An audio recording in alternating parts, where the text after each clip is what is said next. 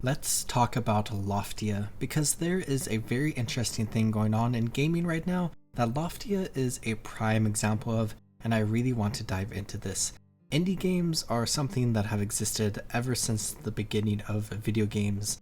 Video games at a foundational level are an art form, just like music and movies, for example, and in any art form, there are going to be people that work on their artistic dreams without much backing or initial support whatsoever. With video games having been so successful over the years, we have seen massive studios form that have tons of employees, tons of resources, are able to make many massive games, and are sometimes even public for better or for worse. But no matter how big any specific company is or how many financially successful games any one company creates, there's always going to be an interest from people to make their own games with their own funding or with the support of people interested in the initial idea for their game.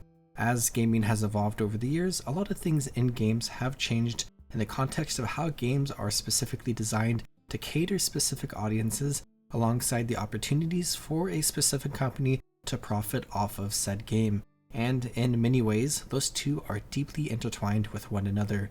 Lots of people have expressed the idea of mini games developed by massive studios over the past few years to follow a very similar format, where the game is quickly developed, designed in a way to hook people in, but then not provide a ton of opportunities for engaging gameplay once a person has been hooked into it, all while trying to add in additional microtransactions to further increase the profit margins of the game.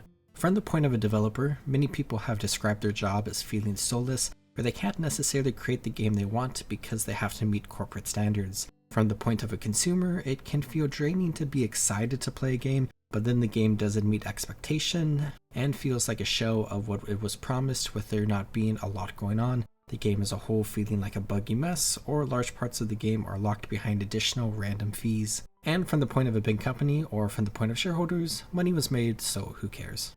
And I want to say that anyone who wants to play a game that people may consider to fall into this category is completely okay to do so. While many people, myself included, definitely have a negative view towards these games, there is nothing inherently wrong with playing them.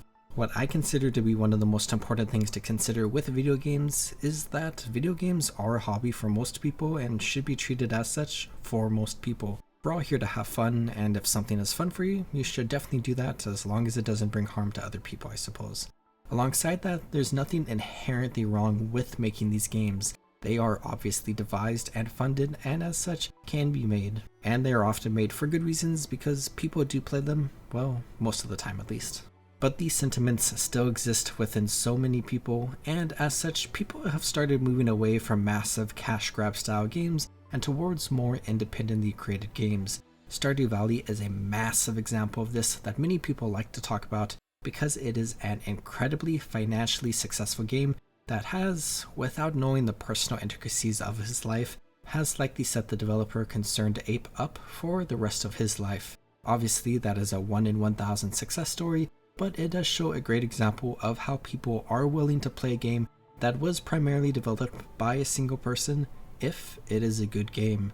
That the size of a studio or the amount of content present within a specific game is not the most important factor. That the quality of the game itself, how it respects the player, and how fun it is on an inherent level is more important than any amount of graphical fidelity, massive cinematics, and having thousands of collectibles.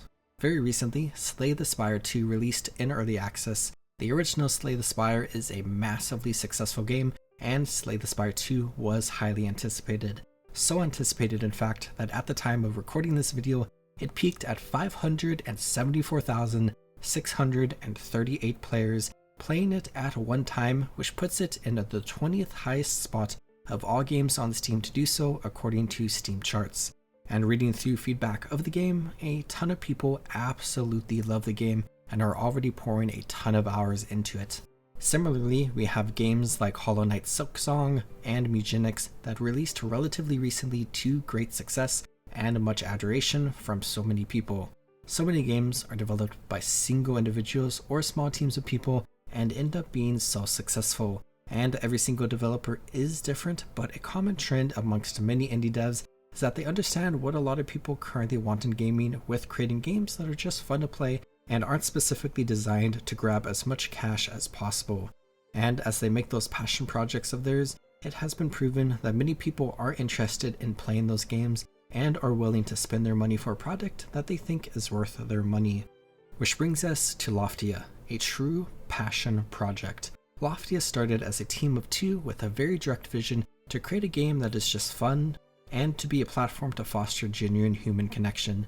Through that vision, Loftia has been able to grow a lot, with the team becoming actually quite big, with over 40 people on the team, but still independent.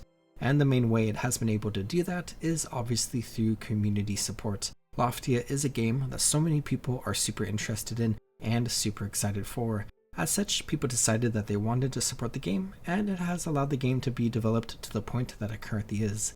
And with Loftia specifically, it is definitely a game that many people will love for many reasons, and likewise, many people won't enjoy for their own reasons. And the primary issue with any amount of support for a game prior to its release is that you are supporting a game that you may ultimately not enjoy playing.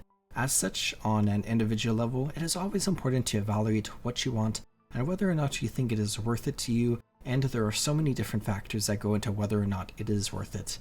But I think it really speaks volumes that so many people want to support this game financially before it has even released.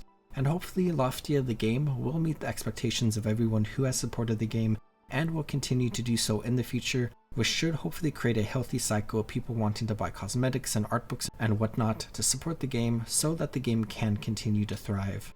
But of course, the flip side is true, that should the game not meet expectations or begin evolving in a way that many people don't like, such as by randomly adding predatory microtransactions or making the game significantly less fun, then the game should rightfully receive less support in the future, as less people will be interested in supporting the game. And that is unfortunately something we have seen with other games, that the games begin off very successful and well loved by the community, but over time the game slowly changes in ways that drives away players. But one of the greatest things about indie games is that this is a significantly easier thing to avoid, as independent studios don't have higher-ups in corporate or shareholders that they have to listen to, who often are incredibly disconnected from the reality of games. And through fostering a supportive and communicative community, studios and communities can work together to some extent to make the game as great as it can be, while fostering a dedicated and ever-growing community. And Loftia is a great example of a game that has begun to foster a large and active community. The Loftia Discord is quite large, with a ton of people constantly chatting with each other. There's a large presence of content creators on many different platforms, constantly making content about the game, and there's just a lot of chatter about the game in general, pretty much everywhere, which for me, as someone who cares a lot about a game's community, is incredible to see and really gives me high hopes for the future of Loftia. And this is definitely no accident, as the Loftia team has done a lot to foster a community on the most foundational level. I'm not the biggest Discord user, but I have definitely enjoyed the Loftia Discord to the extent that I enjoy using Discord, and from what I've seen quantitatively from other people, and qualitatively through one-on-one discussions with people about this very topic, it seems like the Loftia Discord is phenomenal. We see games like Palia that also once had a very large and vibrant Discord, with a ton of support from the team that made Palia, but unfortunately, recently, the Discord has definitely died down a ton with less support and communication happening. And I really hope this is not something we see happen with Loftia, because with how this team engages with and works with people is an incredible breath of fresh air, alongside with how many people in the community are so nice, social, and active. Through all of this, I think Loftia provides yet another example of what many people in the gaming community wants, and also is in a relatively unique space to have a pretty massive impact on gaming as a whole. If Loftia is a game that a lot of people want to play, it is a game that a lot of people will play. As such, the game will be financially successful and well loved by many people, which further drives the point of how the quality of games and passion of communities will be a significantly higher indicator of a game's success compared to meeting the demands of quarterly profits. But beyond indie gaming, this is an incredibly important idea in the MMO space. While to me personally Loftia feels like an MMORPG, it is not advertised as such, and is advertised as just an MMO. Think it in the vein of a game like Club Penguin compared to World of Warcraft. Both are well loved and fun MMOs, but are definitely quite different from one another. A trend in MMORPGs recently that anyone who is a fan of the genre knows too well is that there haven't been too many releases lately. and that most of the big releases that have happened have failed, sometimes miserably. And this is so unfortunate to see, especially in this genre where it is so difficult to create an MMO because of the demands of the genre. A lot of work has to be put into creating a massive world with a ton of systems and options that require a large community to be able to survive. It's often too much of a risk for big studios, and is often something that requires a big studio to achieve in many senses. Which gives me a lot of hope for Loftia because I am so excited for this, significantly more so than most other MMO releases that have happened in my lifetime.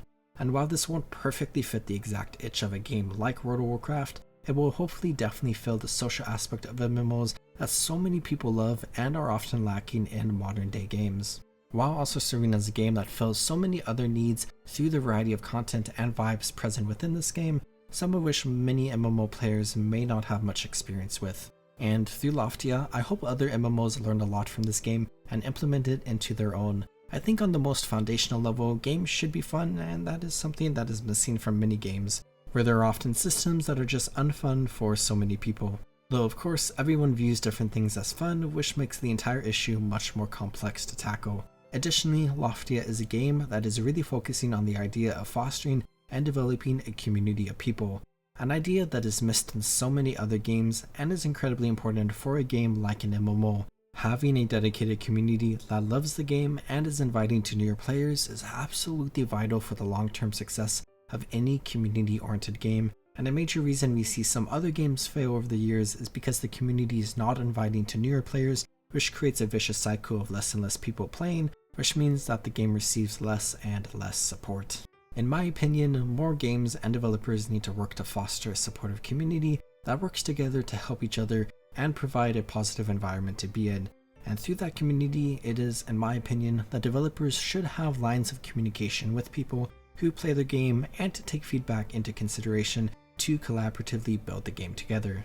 Of course, many people will have very strong opinions, and some of those opinions are definitely incredibly personalized and would potentially be detrimental to the game's health as a whole. But most opinions should at least be taken into consideration, because when you develop a game or do anything in life, you should try to look at every single thing from every single angle to create the best product possible. And so far with Loftia, that seems to be exactly what is happening, and once again, it gives me a lot of hope for the future of this game and makes me even more excited to play it. And I really hope that more developers of other games consider focusing a lot of attention on building a positive community and creating a game that is truly fun, because we see this being incredibly successful in so many games, and the lack of this has proven to be detrimental to so many other games.